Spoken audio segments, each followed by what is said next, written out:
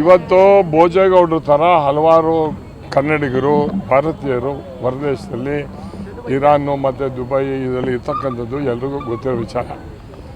ಭೋಜೇಗೌಡರು ಸಂಪರ್ಕದಲ್ಲಿದ್ದಾರೆ, ಯಾವುದೇ ಆದಂಥ ಈಗ ತೊಂದರೆಗಳಿಲ್ಲ. ಬಟ್ ನನಗೆ ಕಾನ್ಫಿಡೆನ್ಸ್ ಇದೆ, ನಮ್ಮ ದೇಶದ ಪ್ರಧಾನಮಂತ್ರಿಗಳು ನೆರೆ ರಾಜ್ಯಗಳ ಜೊತೆ ಸಂಪರ್ಕ ಇಟ್ಕೊಂಡು ವಿಶ್ವಾಸಪೂರ್ವಕವಾಗಿರೋದ್ರಿಂದ ನಮ್ಮ ನೆಲೆಸಿರ್ತಕ್ಕಂಥ ಭಾರತೀಯರಿಗೆ, ವಿಶೇಷವಾಗಿ ಕನ್ನಡಿಗರಿಗೆ ರಕ್ಷಣೆ ಕೊಡ್ತಕ್ಕಂಥ ಕೆಲಸವನ್ನು ಮೋದಿಯವರು ಮಾಡ್ತಾರೆ. ಜೊತೆಗೆ ಕರ್ನಾಟಕದ ನಮ್ಮ ಮಂತ್ರಿಗಳು ಇರ್ತಕ್ಕಂಥವ್ರು ಈಗಾಗಲೇ ಮೋದಿಯವ್ರ ಹತ್ರ ಮಾತಾಡಿ ಅವ್ರ ಬಗ್ಗೆ ಗಮನ ಹರಿಸ್ಬೇಕು, ಸೌಕರ್ಯವನ್ನು ಹಂಚಬೇಕು ಅಂತ ಹೇಳಿದ್ದಾರೆ. ಈಗಾಗಲೇ ಅವ್ರಿಗೆ ಊಟದ ವ್ಯವಸ್ಥೆ ಅದು ಇದನ್ನೆಲ್ಲನೂ ಅಲ್ಲಿಯ ಸರ್ಕಾರಗಳು ಮಾಡ್ತಾ ಇರ್ತಕ್ಕಂಥದ್ದಕ್ಕೆ ಮೋದಿಯವರ ಒಂದು ಇಂಟರ್ವ್ಯೂನ್ ಆಗಿರೋದಕ್ಕೆ ಇದು ಆಗ್ತಾಯಿದೆ ಅಂತಕ್ಕಂಥದ್ದು. ನಾವು ಕೇಂದ್ರ ಸರ್ಕಾರಕ್ಕೆ ಮೋದಿಯವರಿಗೆ ಧನ್ಯವಾದಗಳು ಈ ಸಂದರ್ಭದಲ್ಲಿ ನಿಮ್ಮ ಪರವಾಗಿ ಹೇಳಕ್ಕೆ ಇಚ್ಛೆಪಡ್ತೀನಿ. ನೋಡಿ, ಎಲ್ಲ ಹಿಂದೆನೂ ಕೂಡ ಈ ರೀತಿಯಂತ ಬಂದಂಥ ಸಂದರ್ಭದಲ್ಲಿ ಕೇಂದ್ರ ಸರ್ಕಾರ ನರೇಂದ್ರ ಮೋದಿಯವರ ನೇತೃತ್ವದಲ್ಲಿ ಬೇರೆ ದೇಶದಿಂದ ಕರೆಸಿರ್ತಕ್ಕಂಥ ನಿದರ್ಶನಗಳಿದ್ದಾವೆ. ಅದೇ ರೀತಿ ಈ ಸಲನೂ ಕರೆಸ್ತಾರೆ, ಯಾವುದೇ ಆದಂಥ ತೊಂದರೆ ಆಗಲ್ಲ. ನಮ್ಮ ಕನ್ನಡಿಗರಿಗೆ, ನಮ್ಮ ದೇಶದವರಿಗೆ ಒಂದು ಸೌಕರ್ಯ ವಂಚಿತರಾಗದಂಗೆ ಇಲ್ಲಿಗೆ ಕರೆಸ್ತಕ್ಕಂಥ ಕಾರ್ಯವನ್ನು ಕೇಂದ್ರ ಸರ್ಕಾರ ಮಾಡುತ್ತೆ. Thank you. ವಿದೇಶ ಪ್ರವಾಸ ಅನ್ನೋದಕ್ಕಿಂತ ಅವರ ನೆರೆ ರಾಷ್ಟ್ರಗಳ ಸಂಪರ್ಕ ಸ್ನೇಹಿತತನ ಮಾಡ್ಕೊಂಡಿರೋದಕ್ಕೆ ಇವತ್ತು ಈ ಉತ್ತಮವಾದಂಥ ಒಂದು ಸೌಕರ್ಯ ಒದಗಿಸೋಕ್ಕಾಯ್ತು. ಇಲ್ಲದೇ ಅವ್ರ ಸಂಪರ್ಕ ಇಲ್ಲದೆ ವಿಶ್ವಾಸಪೂರ್ವಕ ಇಲ್ಲದೇ ಇದ್ದರೆ ಯಾವುದೇ ಥರವಾದಂಥ ಯಾರೂ ಸೌಕರ್ಯ ಕೊಡ್ತಾರಲ್ಲ.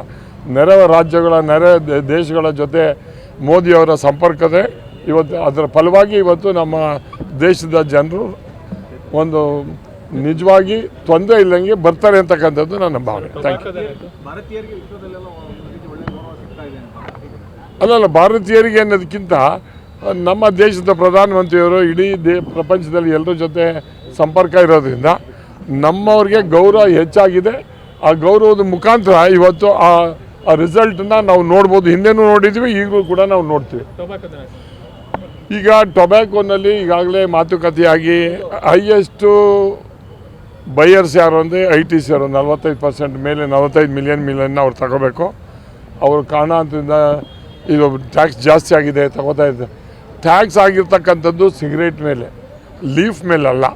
ಇವತ್ತು ITC ಅವರು ಇವತ್ತು ಏನಾದರೂ ITC ಬೇರೆ ಬೇರೆ ಕ್ಷೇತ್ರದಲ್ಲಿ ಅವರು ಡೆವಲಪ್ಮೆಂಟ್ ಆಗಿದರೆ ನಮ್ಮ ರೈತರು ಬೆಳೆದಂಥ ಹೊಗೆ ಸೊಪ್ಪಿ ದುಡ್ಡಿಂದ ಮಾತ್ರ ಆಗಿದೆ ಅನ್ನೋದನ್ನು ITC ಅವ್ರಿಗೆ ಮರಿಬಾರ್ದು. ಈಗ ಅವ್ರಿಗೆ ಮಂದಟ್ಟು ಮಾಡಿದ್ದೀವಿ. ಈಗಾಗಲೇ ಅವರಿಲ್ಲ ಅಂತಂದರೆ ಬೇರೆ ಕ್ರಾಪ್ಗೆ ಸ್ವಿಚ್ ಓವರ್ ಮಾಡಿದರೆ ಅವರು ಸಫರರ್ಸ್ ಯಾರು ಅಂತ ನಾವು ರೈತರು ಬೇರೆ ಯಾವುದಾದ್ರು ಕ್ರಾಪ್ ಹೋಗ್ತೀವಿ. ಅದೇ ಆಲ್ರೆಡಿ ವಿ ಆರ್ ಡಿಮ್ಯಾಂಡೆಡ್. ನಮ್ಮ ರೈತರಿಗೆ ಮನೆ ಕಟ್ಟಿರ್ತಕ್ಕಂಥದ್ದಕ್ಕೆ ಇದಕ್ಕೆ ಸರ್ಕಾರ ಆ ಹಣವನ್ನು ಕೊಟ್ಟರೆ ಬೇರೆ ಬೆಳೆಗೆ ಹೋಗೋದಕ್ಕೆ ರೆಡಿ ಇದ್ವಿ. ಬಹುಶಃ ಅದು ಆಗೋದಿಲ್ಲ. ಅವ್ರು ಒಪ್ಕೊಂಡು ಹಿಂದೆ ಇದ್ದಂಥ ಸಂಕ್ರಾಂತಿ ಹಬ್ಬ ಹಿಂದೆ ಇದ್ದಂಥ ಬೆಲೆ ಏನಿತ್ತು 3.20 ಅದು ಆವ್ರೇಜ್ ಏನು ಬಂದಿತ್ತು, ಆವ್ರೇಜಲ್ಲಿ ತಗೊಳ್ಳೋದಕ್ಕೆ ಒಂದು ಇವತ್ತು ಮೀಟಿಂಗಲ್ಲಿ ಒಪ್ಪಿಗೆ ಆಗಿದೆ. ಈಗ ನಾಳೆ ಮತ್ತೆ ರೈತರ ಒಂದು ಮೀಟಿಂಗು ಕೂಡ ಆಗ್ತಾ, ಅದಾದಮೇಲೆ ಒಂದು ಪಿಕ್ಚರ್ಗೆ ಬರ್ತಾರೆ ಅಂತ ನನ್ನ ಅಭಿಪ್ರಾಯ. ಕುಮಾರಸ್ವಾಮಿ ಅವರು CM ಆಗ ವಿಚಾರದಲ್ಲಿ ಅಶೋಕ್ ಅವರು ಹೇಳ್ತಾರೆ, ಕೂಚಟಕ್ಕೂ ಮುಂಚೆ ಕುಬಾಲಿ ಹೋಲಿಸಬಾರ್ದು ಅಂತ ಹೇಳ್ತಾರೆ. ಪ್ರೆಗ್ನೆಂಟ್ ಆದ ತಕ್ಷಣವೇ ಮಗು ಬಗ್ಗೆ ಚಿಂತೆ ಮಾಡಬೇಕು ಅಂತದ್ದು ತಾಯಿ ಯೋಚನೆ ಮಾಡ್ತಾರೆ. ಈಗ ಕುಮಾರಸ್ವಾಮಿ ಚೀಫ್ ಮಿನಿಸ್ಟರ್ ಆಗೋದು ಅಥವಾ ಇನ್ನೊಬ್ರು ಆಗೋದು ಯಾರು ಹೇಳೋದು? ನಮ್ಮ ಆಸೆಗೆ ನಾವು ಹೇಳಿರ್ತೀವಿ. ಕೊನೆಗೆ ಅಂತಿಮ ತೀರ್ಮಾನ ಆಗೋದು NDAನಲ್ಲಿ ಇರ್ತದೆ. ಮೋದಿಯವ್ರು ತೀರ್ಮಾನ ತಗೋತಾರೆ, ಅಮಿತ್ ಶಾ ತಗೋತಾರೆ, ದೇವೇಗೌಡರು ತಗೋತಾರೆ.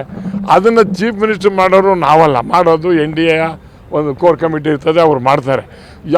ಅವರ ಬಗ್ಗೆ ಹೇಳ್ತಕ್ಕಂಥದ್ದಕ್ಕೆ ಯಾರು ತಪ್ಪು ಮಾಡೋಕ್ಕಾಗಲ್ಲ. ಈಗ ಆಯ್ತಪ್ಪ ನಾವಾರು ಇವ್ರು ಆಗ್ತಾರೆ, ಕುಮಾರಸ್ವಾಮಿಗೆ ಅವಕಾಶ ಸಿಗ್ತದೆ ಅಂತ ಹೇಳ್ತೀವಿ. ಯಾರು ಒಬ್ಬರು ಅಶೋಕ್ ಆಯ್ತಾರೆ ಅಂತ ಎಲ್ಲರೂ ಹೇಳೋರ? ಯಾಕೆ ಹೇಳಿಲ್ಲ? ನಾನು ಹೇಳಿಲ್ಲ, ಅವ್ರ ಪಾರ್ಟಿಯವ್ರು ಇರಬೇಕು. ನಮ್ಮ ಪಾರ್ಟಿಯವ್ರು ನಾವು ಹೇಳ್ತೀವಿ ಧೈರ್ಯವಾಗಿ, ನಮ್ಮವ್ರಿಗೊಂದು ಅವಕಾಶ ಸಿಕ್ಕಿದ್ರೆ ಆಗಲಿ ಅಂತ ಹೇಳ್ತೀವಿ. ಹಂಗೆ ಅವ್ರ ಪಾರ್ಟಿಯವ್ರು ಹೇಳಲಿ, ಅವ್ರನ್ನ ತಪ್ಪೇ ನಮಗೆ. ಅದರಲ್ಲಿ ಏನಿಲ್ಲ. ಒಟ್ಟಿನಲ್ಲಿ ಮುಂದಿನ 2028ಗೆ NDA ಸರ್ಕಾರ ಇರುತ್ತೆ. ನಮ್ಮ ಸರ್ಕಾರದಲ್ಲಿ ಮಾಡ್ತೀವಿ. ನಮ್ಮ ಆಸೆ ಇವ್ರು ಆಗಬೇಕು ಅಂತ ಬಿಟ್ಟಿದ್ದು ಹೈಕಮಾಂಡ್ಗೆ ಅಷ್ಟೇ. ನಿರ್ಭೀತ, ನಿಷ್ಪಕ್ಷಪಾತ, ವಿಶ್ವಾಸಾರ್ಹ ಸುದ್ದಿಗಳಿಗೆ ಮತ್ತೊಂದು ಹೆಸರಾಗಿರುವಂತ News18 ಕನ್ನಡ ಈಗ ಆಪ್ನಲ್ಲೂ ಲಭ್ಯವಿದೆ. ದಯವಿಟ್ಟು ಇಲ್ಲಿರುವಂತ QR ಕೋಡ್ ಸ್ಕ್ಯಾನ್ ಮಾಡಿಕೊಂಡು ಆಪ್ ಡೌನ್ಲೋಡ್ ಮಾಡೋದಕ್ಕೆ ಮರಿಬೇಡಿ. ನಿಮ್ಮ ಬೆಂಬಲ ಹೀಗೆ ಸದಾ ನಮ್ಮೊಂದಿಗಿರಲಿ. ಧನ್ಯವಾದ.